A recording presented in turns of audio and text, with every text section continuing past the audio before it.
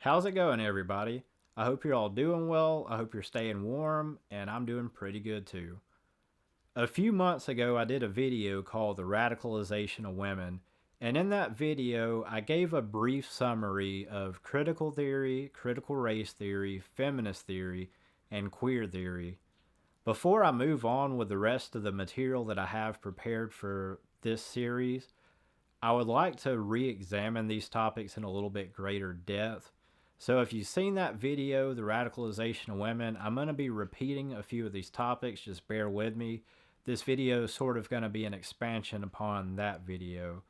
I'm going to be reading from my written work on the subject, and without further ado, we're just going to dive right into it. In the mid 2010s, a notable change in consciousness began to occur among many young Americans. Millennial women seem to become extremely politically conscious and even militant overnight. Their attitudes towards men, their perspectives on their relationships with men, and their personal aspirations changed inexplicably, and many women suddenly began to strive against their male contemporaries, a move that was met with widespread bewilderment and confusion by their male peers. A certain strange quality of solidarity and secrecy also began to characterize and define women as a group. Many millennial women began making outrageous claims, such as the claim that their generation of women had been marginalized, persecuted, and oppressed by their male peers, and young women at large began making demands for things like gender equality. Likewise, certain members of minority communities and the LGBTQ community began to array themselves against white men, heterosexual men, and men in general, claiming that white men, and more broadly, all men, were responsible for all of society's ills. For young, straight white men living in America especially, it seemed that many of their lifelong friends had suddenly become their opponents. Friendships and relationships became strained, and many were severed altogether. Suddenly, men across the board, regardless of race, were being greeted with a dizzying barrage of concepts that were completely foreign to them, including concepts such as male masculine hegemony, gender roles, gender identity, cisgender, heteronormativity, internalized misogyny, intersectionality, the male gaze, toxic masculinity, race specific and gender specific power structures, systemic sexism, systemic racism, male privilege, white privilege, microaggressions, cultural appropriation, and countless others. Men were being told, largely by women, that gender is not a fixed reality and that gender roles are socially constructed. White men were being told that they were inherently privileged and that this is an urgent problem that white men are going to have to address and solve. Heterosexual men were suddenly being accused of bigotry for refusing to date trans women or members of the same sex.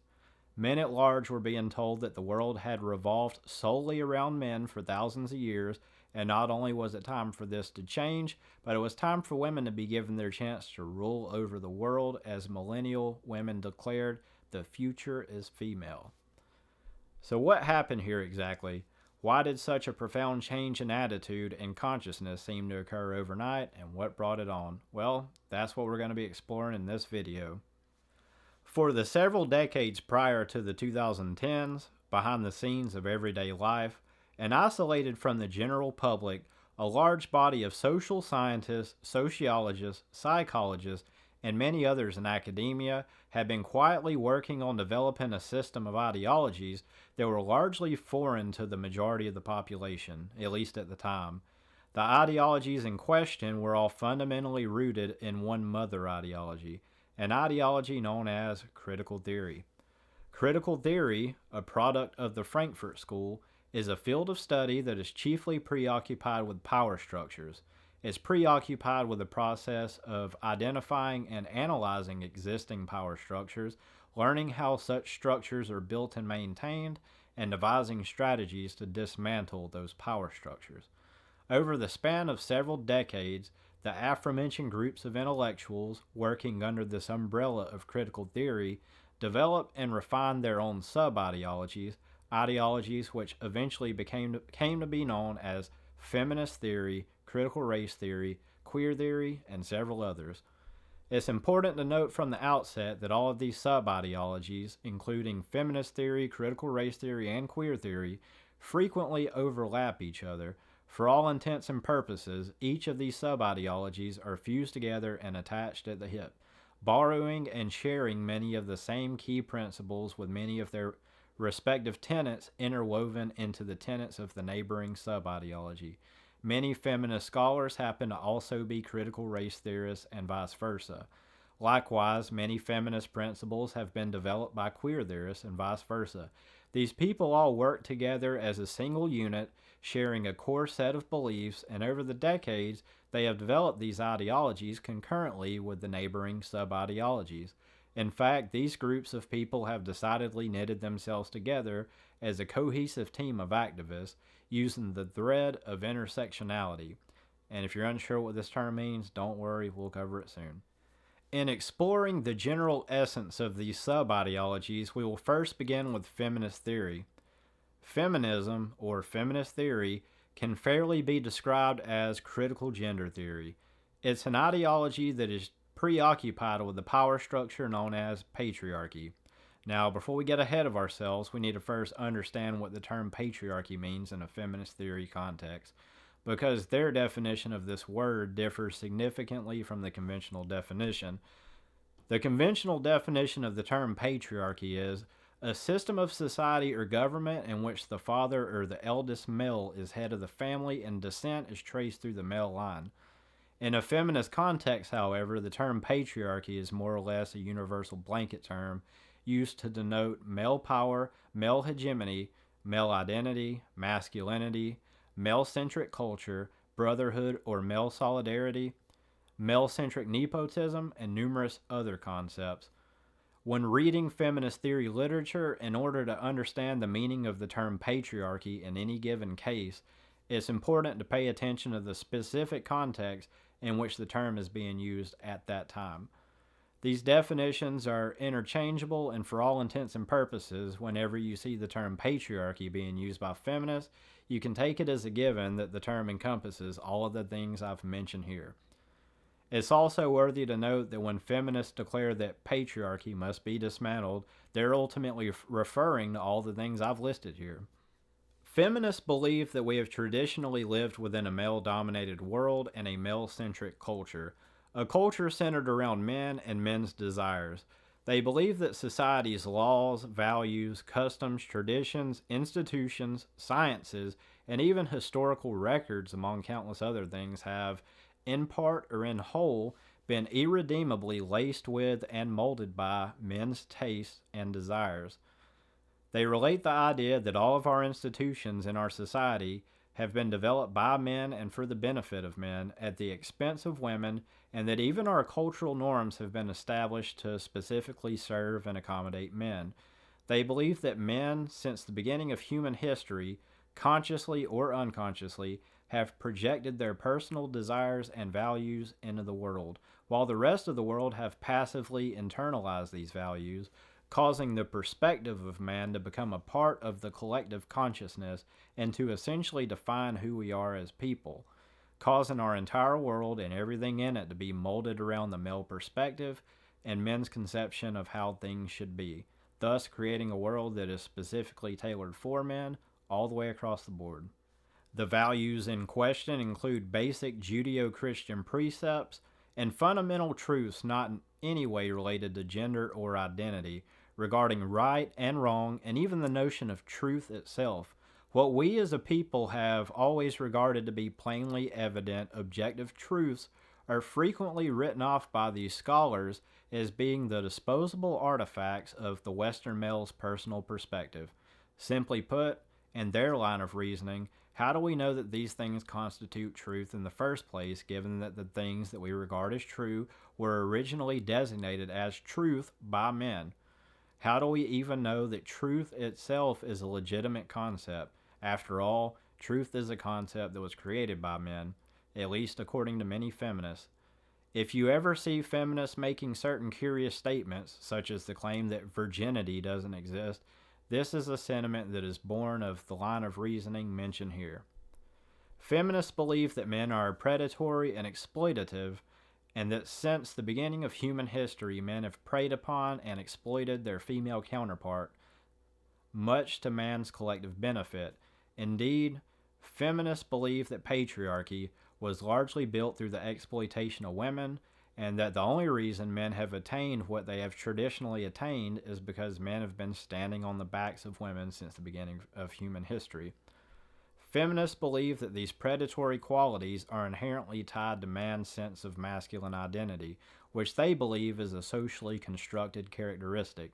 Feminist theorists have analyzed all of man's attributes through this lens, and because men are perceived as being the head of an oppressive social hierarchy, i.e., patriarchy, these sociologists have sought to analyze the nature of men in great depth, dissecting virtually every component of man to determine how men's power and personal identities are constructed and maintained. They believe that understanding man's sense of identity was key to understanding how men acquired and maintained power over society. They have taken note of man's sense of sovereignty, and they sought to challenge man's entitlement to it. They likewise believe that man's masculine identity itself must be challenged and subverted, and over the years, especially over the course of the preceding decade, they've devised a number of strategies for doing so, and we'll be covering these in depth in due time.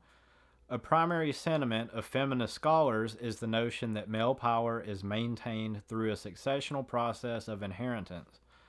They have concluded that the bonds and mentorship between elder men and younger men are essential in the construction of men's identities and in the maintenance of male power and sovereignty. In a nutshell, traditionally, as young boys have begun to come of age, older men would gradually begin to integrate them into the workplace, into politics, and into all of the processes that make the world go round. Young men would receive mentorship and would be groomed to assume the reins of power after the torch was finally passed down to them by older men.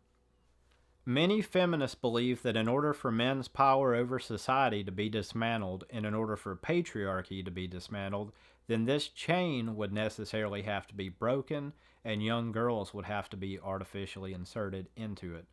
It's also worthy to note that many feminist scholars believe that men have traditionally had everything freely handed to them as part of this process of intergenerational succession. And on these grounds, feminists insist that women must now be shown favoritism in order to offset this, quote, historical advantage. Another common theme among feminist theorists is the insistence that male spaces are vital in the construction of men's identities, as is illustrated in this quote, taken from an article titled Masculine Spaces, Rural Male Culture, published in Economic and Political Weekly. Quote, there are thriving and exclusive all-male spaces which play an important role in constructing gender identities. These extend from the home to the public domain. Reserved and used almost exclusively by the male population, these are spaces where the power and legitimacy of masculinity are displayed and cemented, and where men are at a distinct advantage in terms of deployment of power. Masculinization of space, means, and access to and control over resources of various kinds, material, socio-cultural, political, and ideological, signifying both the symbolic and the material dimension of male power. These spaces validate men's control at home, in the community, and wider society, while asserting the caste and class hierarchies which are under attack. Circulating ideals of gendered separateness, they make the presence of males and the absence of females seem natural. Over the course of their studies, feminists have come to believe that male spaces are largely where men cultivate and reinforce their collective sense of masculine identity. And they believe that in order for masculinity and male sovereignty to be dissolved and for patriarchy to be dismantled, men's spaces will have to be methodically infiltrated and commandeered. Years ago, I happened to stumble upon a mysterious blog post authored by a person writing under the handle of Fidelbogen or Feidelbogen. I'm not sure how to pronounce it, but whoever this person is, their work is excellent. He or she sums up the purpose of this invasion as follows, quote, Feminism, in the nearly half century of its systematic cultural revolution, has worked doggedly and persistently to erode male space in every possible form. From the beginning, it has been a central feminist project not only to whittle down the amount of time that men spend together in the absence of women, but to fragment the continuity of such time, to break it into smaller and smaller chunks, and to cast the very idea of it into disrepute. It's a classic recipe. If you aim to take away the power of a targeted group, you must undermine their solidarity by making it progressively more difficult for them to bond with each other. And if you fragment the continuity of their time together, what bonds they might form will be correspondingly fragmentary and accordingly ineffectual.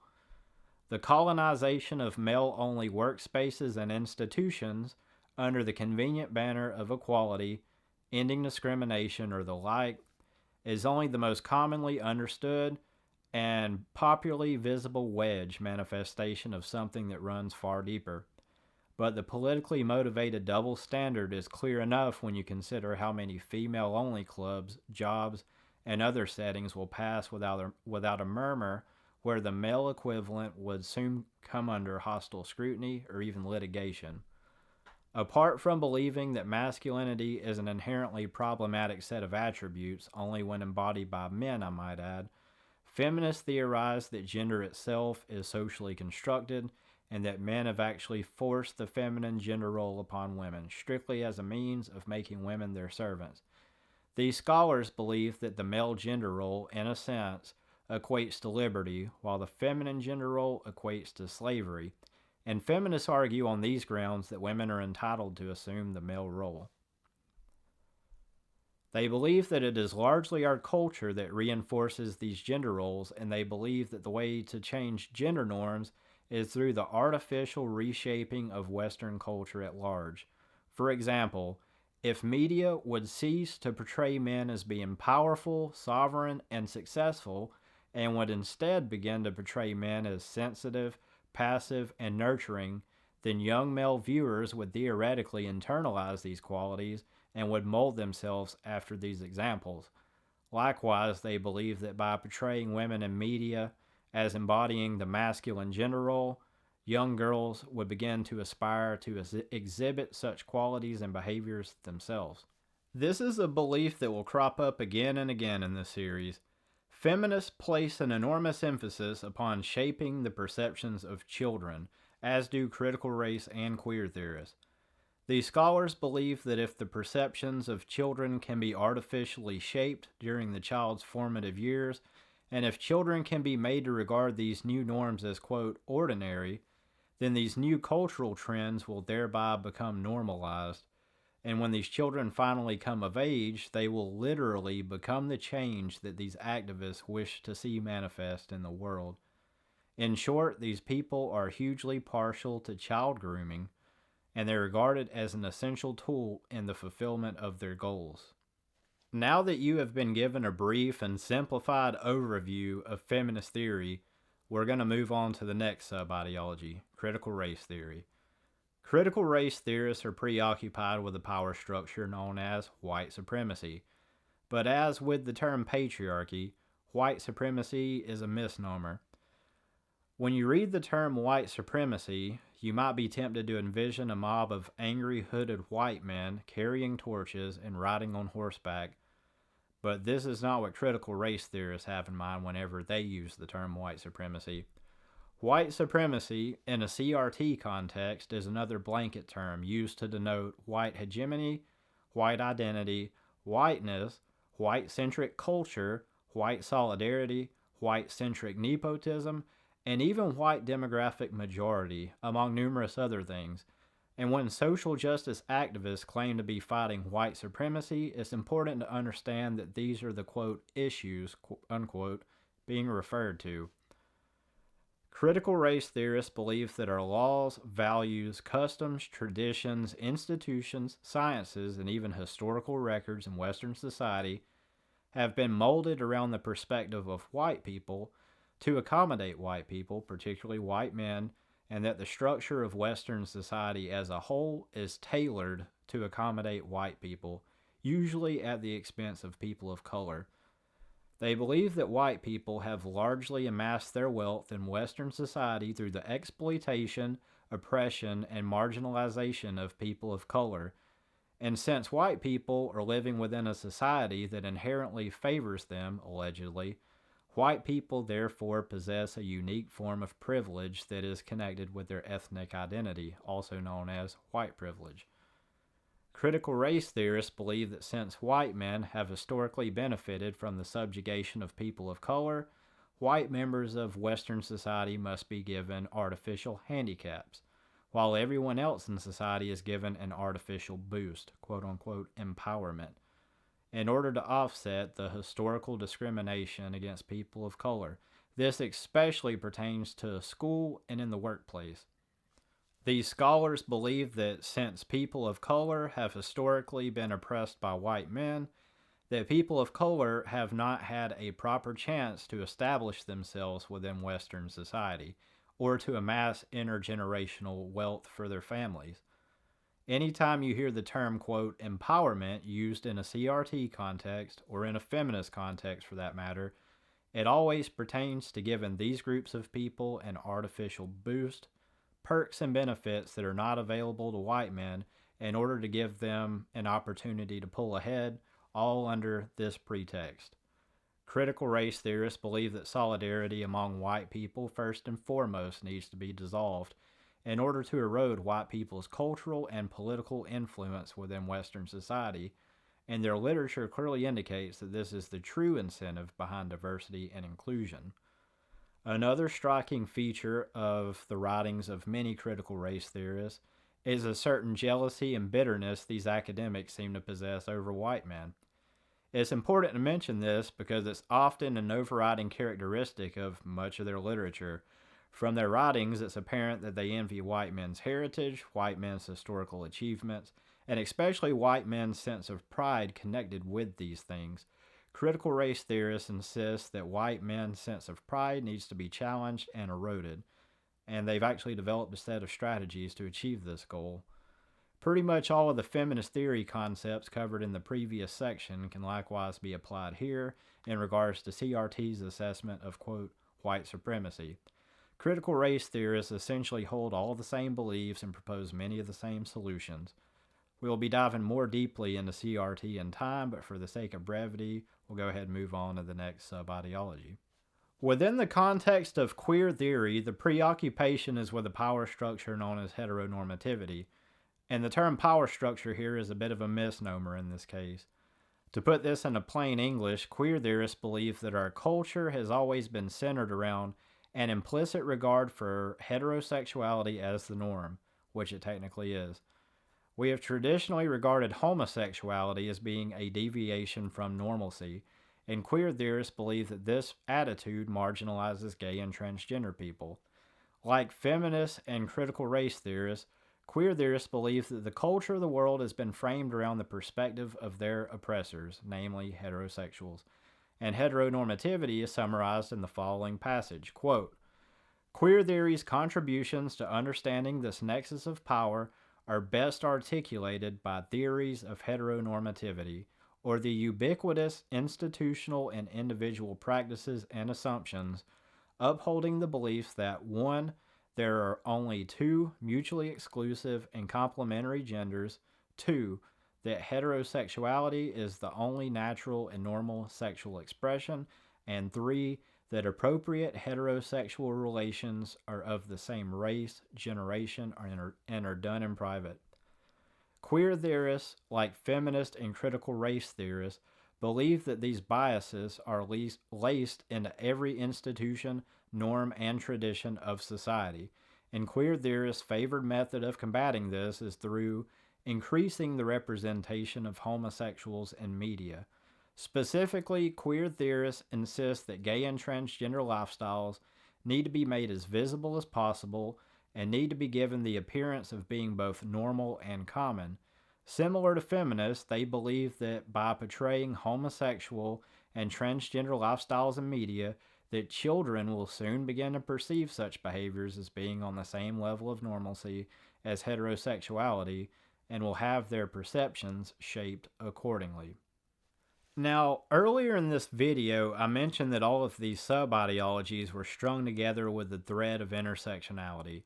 What does this term mean? Well, intersectionality is defined as, quote, the interconnected nature of social categorizations such as sex, class, and gender as they apply to a given individual or group, regarded as creating overlapping and interdependent systems of discrimination or disadvantage. For those who aren't fluent in flim-flam, intersectionality is more or less a framework used to establish an oppression hierarchy. A framework that factors in all of the components of a person's identity to rank the person on what is essentially an oppression scale. For example, according to the framework of intersectionality, if you're a white man, you're not oppressed. If you're a black man, you're oppressed by white men.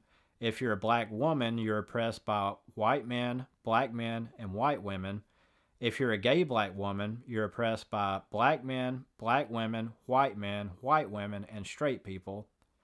If you're a gay black trans woman, you're oppressed by black men, black women, white men, white women, straight people, and quote, cisgender people. In other words, you are uniquely oppressed from each of these angles based upon which of these, quote, marginalized characteristics you happen to possess, and you're to be artificially empowered accordingly. Young white women are currently learning the hard way what this system entails, and are rapidly discovering that the same network that has boosted them over the previous decade is intent on prioritizing the needs of all other women, including, quote, trans women, over the needs of white women. Intersectionality is the solidarity bond that has tied this most recent wave of activists together when they initially came through the gate in the mid-2010s. White women and black men in America, for example, have often been told over the preceding decade that they were going to be partners in toppling the old, quote, white male institutions, and they were both frequently assured that they were going to help each other rise to the top. As a matter of fact, when you hear expressions in the media like, quote, we are in this together, or quote, better together, or quote, now is our time, these messages are actually intended as dog whistles and rallying cries to all of the people on the intersectional ladder. It's a call to virtually any person who isn't a white man, and we'll be diving very deeply into this subject in later videos. In our next several videos, we're going to be diving even deeper into social justice activism from the previous decade. But until then, I hope you guys all stay safe out there. God bless you, and I'll see you next time.